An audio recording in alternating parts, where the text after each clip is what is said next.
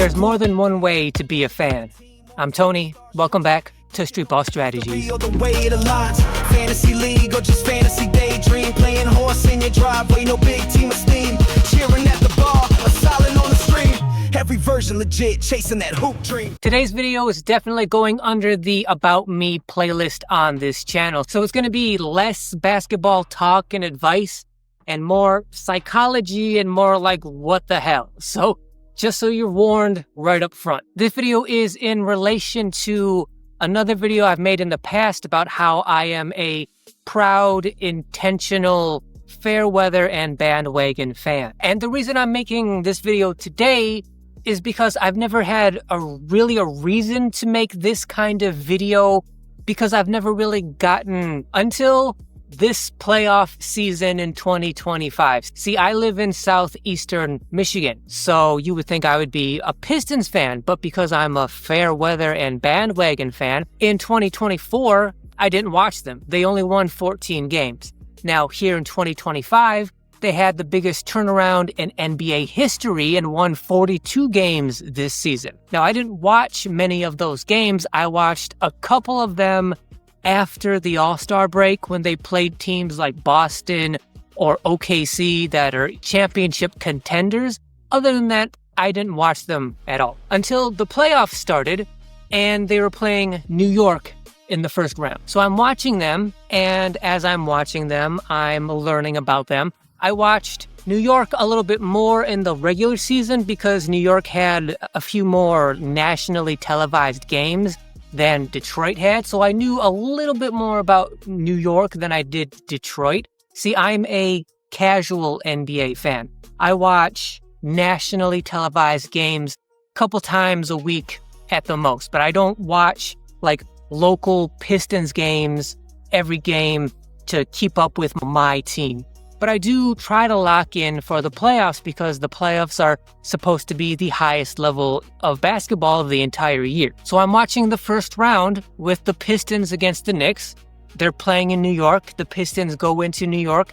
They lose game one, even though they should have won game one. It was a really close game. The Pistons should have won game one, but they lost. That's fine. And then they win game two in New York. They come back to Detroit.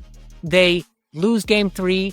Lose game four, so now it's 3-1. They go back to New York. They win game five. After game five, and I've had 5 games to study the Pistons and the Knicks, loving the game the way I do, studying the game the way I do, I analytically came to the conclusion that the Pistons probably are not going to win game 6, even though it's back in Detroit. I just felt that as the series went on, the Knicks got better and the Pistons didn't. Not only that, but the Knicks have Karl Anthony Towns and they have Jalen Brunson, and the New York Knicks are just favored to win. They were the 3 seed, the Pistons were the 6 seed, and the Knicks have more experience together as a team. Cat's been there for a couple years now.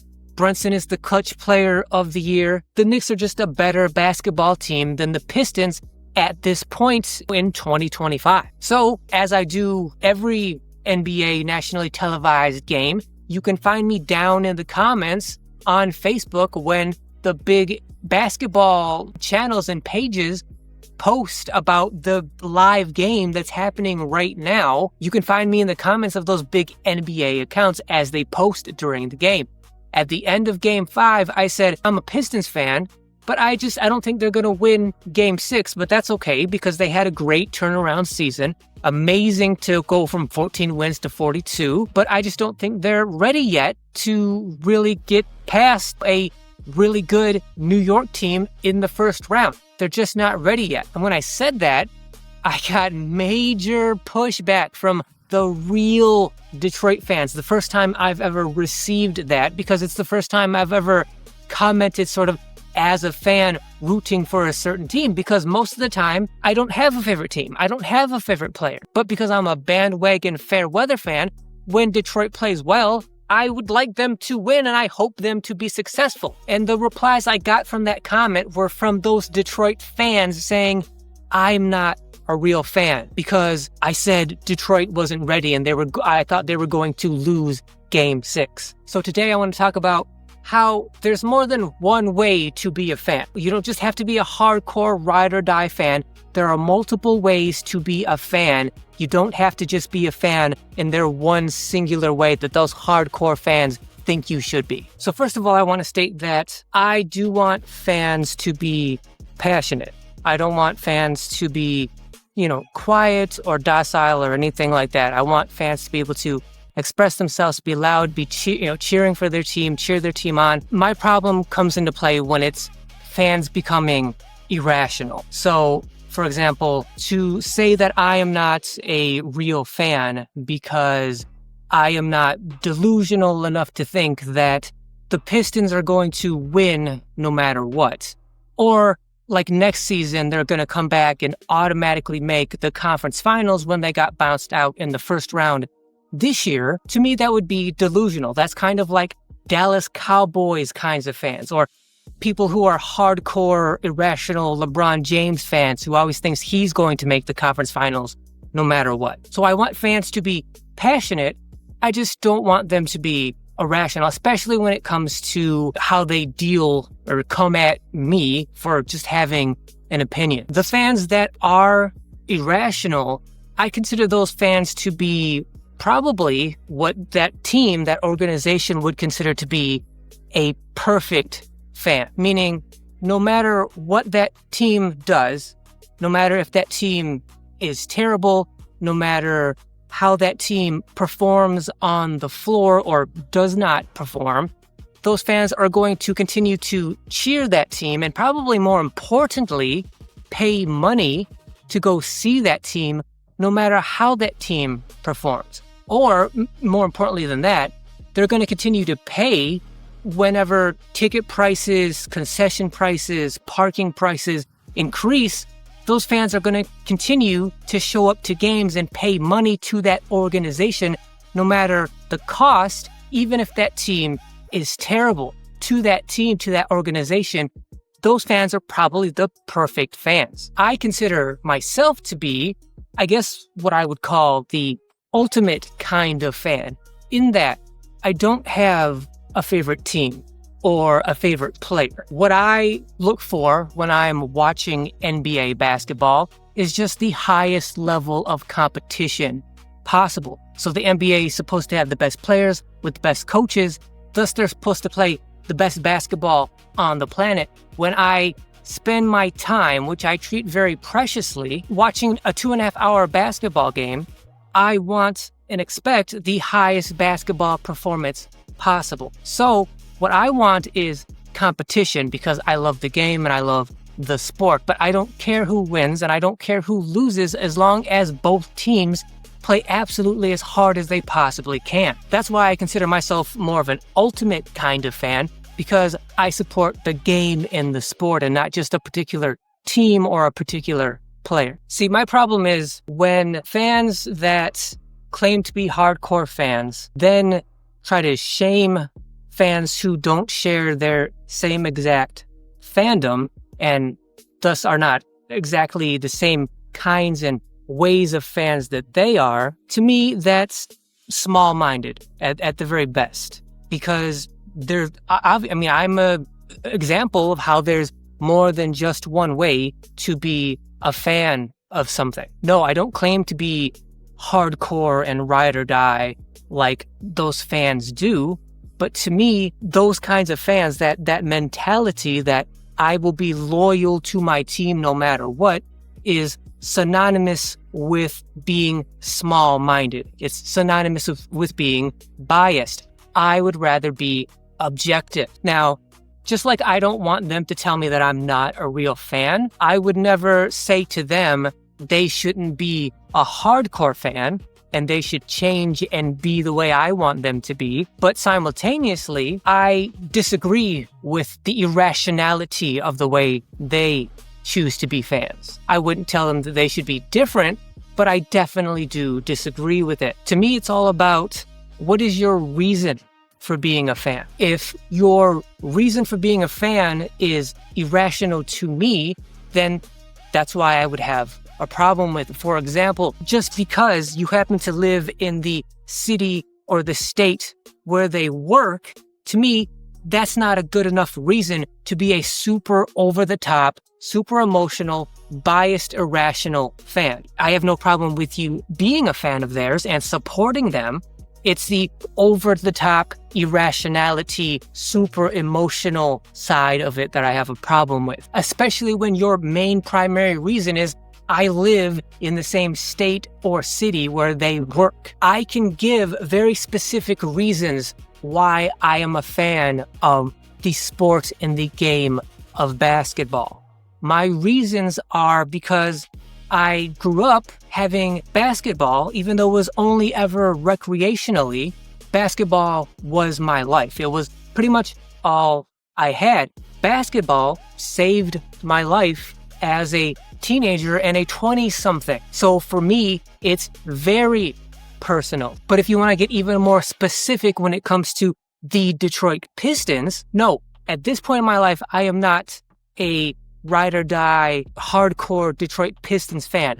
Because as a kid, say ages 7 to 12, I played basketball all the time. I loved basketball, but I didn't watch it at all. I sucked at basketball. I knew I sucked. I knew I wasn't going to play any kind of organized basketball. I knew I wasn't going to go professional ever at all. I had no ambition of doing so. So my thing was like, why would I watch the best players in the world play when I'm never going to be one of them? Also, if it was like spring or fall and I had the choice to either be on the basketball court myself or be inside at the same time of day watching NBA players play, I would always choose to be on the court myself instead of watching them. I've always been a participant, never a spectator or a voyeur. If I could be doing it myself, I would rather be doing it than watching it. So I didn't watch the NBA as a kid. Then when I became a teenager and I decided I was actually going to try to get good at basketball, then I did start to watch the NBA. This is around like 97 or so. That's when I started to lock in and study the NBA. I got lucky because it was like Jordan's last 2 years. Got to watch him play. And then Kobe came in, Shaq, they started to heat up. And I got lucky because it was a heyday for the NBA at that time. So the Pistons started to get their key players, Chauncey and Rip and Ben, Sean. And then we get Larry Brown and we get Rasheed Wallace. And the Pistons are just dominating the East in the early 2000s. And so, because the Pistons were good and because I'm starting to get locked into my own basketball career and I'm using the NBA as a very important study tool for me, I got lucky that the Pistons just happened to be dominating the East at that time. So at that time, with that team, for years, I watched every dribble of every game. I was a hardcore ride or die Pistons fan. I lived and died by whether they won or lost. And a big reason for that was because that was all I had in my life. Basketball was my life. So that team was my team. It was part of my basketball life at that time. When we talk about what's your reason for being a fan of a team or a player, I have very good, legit, specific reasons for why I am a fan.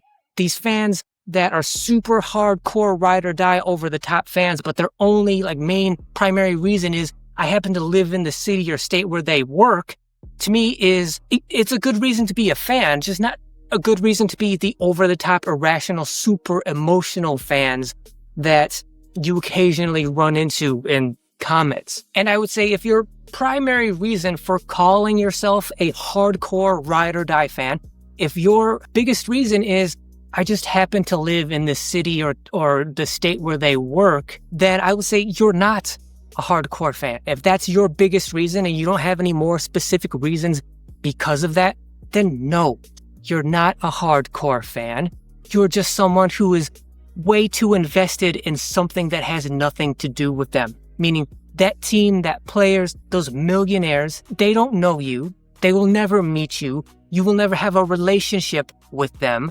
And you're way too overinvested in those strangers. If your only reason, your primary reason is I live in the same town where they play, and now I'm irrational because of it, then you are overinvested in that team. So I'll wrap this up by leaving you with the idea that just because you're a hardcore fan of a team and you are super emotionally invested in a certain player or a certain team, that's fine, and I encourage that as long as you're not irrational. But part of that irrationality comes in the form of you too closely identifying yourself with that player or that team, thinking that that player or that team is either super representative of you or more so that like you're them and they are you, which is not the case at all. I get it. You like that team, you like that player. Maybe they play the same style kind of basketball that you do or that you like.